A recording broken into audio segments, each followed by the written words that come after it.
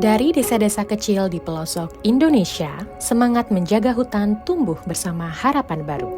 Inilah kisah mereka, bagian dari perjalanan besar Indonesia menuju Volunetsing 2030. Perjalanan ini berawal saat Indonesia meratifikasi Paris Agreement. Saat dunia berkomitmen menekan kenaikan suhu bumi, Indonesia juga menegaskan komitmen itu dalam Nationally Determined Contributions atau NDC untuk menurunkan emisi secara signifikan.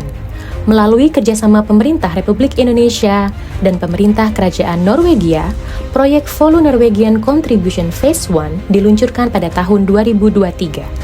Proyek ini bergerak di 30 provinsi bersama 19 implementing partners termasuk 75 entitas dari kementerian, lembaga, pemerintah daerah, universitas, dan NGO. Semua dijalankan dengan pendekatan community-based dan sustainable forest management, karena di balik setiap pohon yang tumbuh, ada tangan-tangan masyarakat yang menjadi penjaga hutan, dan kami percaya bahwa masyarakat adalah kunci keberhasilan pelestarian hutan Indonesia.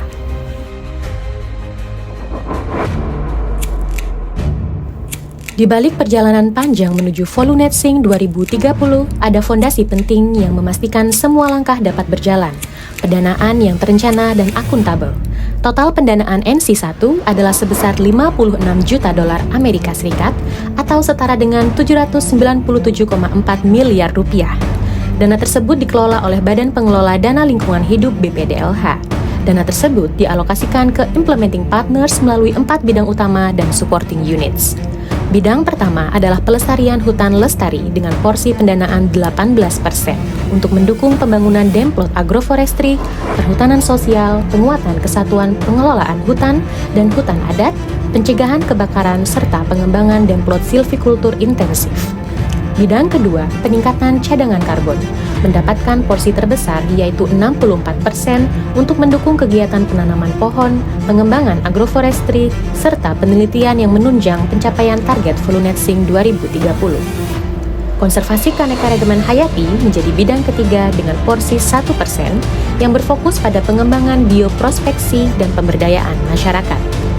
Instrumen dan informasi di bidang kelima mendapat alokasi 8% untuk mendukung pengelolaan informasi publik, media sosial, kampanye internasional, kepatuhan lingkungan, keamanan hutan, penegakan hukum, tata kelola geospasial, pelatihan, hingga penyelesaian sengketa. Terakhir, supporting units yang terdiri dari Operation Management Unit, Verification Unit, dan Project Management Unit mendapat alokasi 9% untuk memastikan manajemen proyek berjalan aktif.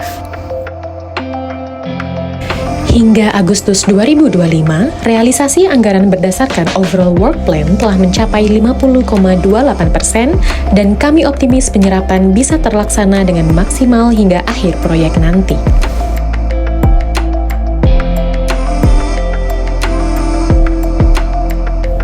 Hingga Agustus 2025, lebih dari 97.000 orang dari masyarakat lokal dan kelompok adat terpencil dengan 35% diantaranya perempuan telah merasakan manfaat dari proyek ini.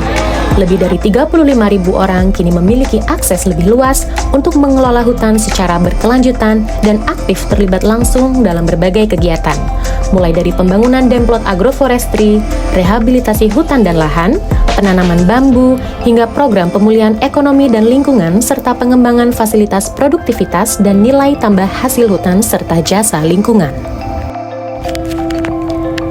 Sebagian besar energi dan pendanaan Volu NC1 difokuskan pada satu hal penting, yaitu penanaman. Sekitar 70% anggaran proyek dialokasikan untuk mendukung outcome pertama, yaitu mereduksi emisi gas rumah kaca melalui rehabilitasi dan pemulihan ekosistem. Dari 19 mitra pelaksana, 11 diantaranya aktif menjalankan program penanaman, mulai dari Direktorat Jenderal Pedas RH, Direktorat Jenderal PHL, Direktorat Jenderal Perhutanan Sosial, Yayasan Bambu Lingkungan Lestari, Dinas Kehutanan Provinsi Kalimantan Selatan, DLHK Provinsi Riau, Yayasan Paradigma, Regrower Community IPB, Dinas Kehutanan Provinsi Kalimantan Barat, Dinas Kehutanan Provinsi Sumatera Barat, BP2 SDM, dan Bogor Nature Indonesia. Target penanaman mencapai lebih dari 20.000 hektar di berbagai ekosistem, yaitu terestrial, mangrove, dan gambut. Hingga Agustus 2025, 65,39% target telah tercapai, atau sekitar 13.221 hektar lahan telah ditanami kembali. Lebih dari 6 juta bibit telah ditanam, setara dengan peningkatan stok karbon sekitar 33.382 ton CO2 ekivalen. Kekuatan utama proyek ini adalah keterlibatan masyarakat. Saat ini ada 369 kelompok tani hutan yang aktif dan jumlahnya diproyeksikan akan berlipat ganda. Di Kabupaten Ngada, perempuan menanam bambu untuk menjaga ekosistem sekaligus memperkuat ekonomi keluarga. Generasi muda pun ikut bergerak melalui sekolah lapang BP2 SDM, komunitas GLI dan GLY binaan Institut Hijau Indonesia, serta Trigower Community IPB yang terjun langsung memulihkan gambut di Tahura Orangkoyo. BNGI menggali potensi hutan melalui pengembangan bioprospeksi jamur morel, Taxus sumatrana, Kirinyu, hingga Kipahit, membuka peluang ekonomi baru dari hutan yang lestari. Semua ini adalah bagian dari outcome kedua, yaitu meningkatnya akses masyarakat terhadap penggunaan berkelanjutan dan pembagian manfaat layanan ekosistem. Outcome ketiga adalah penguatan tata kelola karbon dan hutan.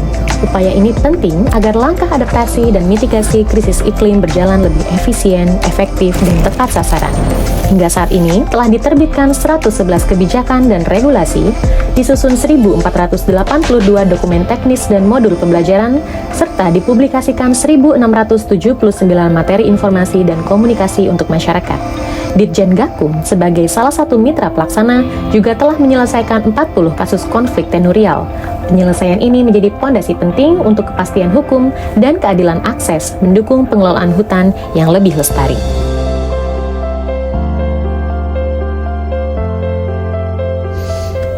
Di setiap langkah proyek Volu NC1 ada satu hal yang selalu dijaga, yaitu keselamatan dan keberlanjutan bagi masyarakat, bagi lingkungan.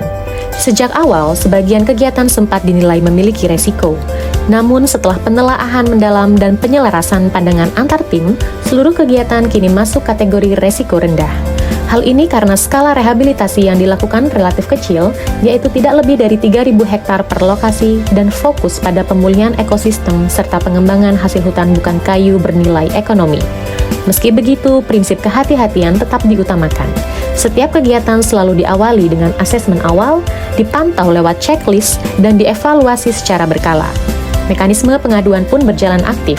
36 keluhan dan 57 saran telah diterima hanya di semester pertama dan sebagian besar langsung ditangani di lapangan. Perkenalkan, saya Agus Yustianto, Project Director Volu NC1. Perjalanan menuju Volu Netsing 2030 masih terus berlangsung. Hingga pertengahan 2025 ini, ribuan hektar hutan telah dipulihkan. Jutaan bibit juga telah ditanam dan puluhan ribu keluarga merasakan dampaknya. Tapi ini baru setengah jalan. Masih banyak hutan yang harus dijaga, lahan yang harus dipulihkan, dan komunitas yang perlu diberdayakan.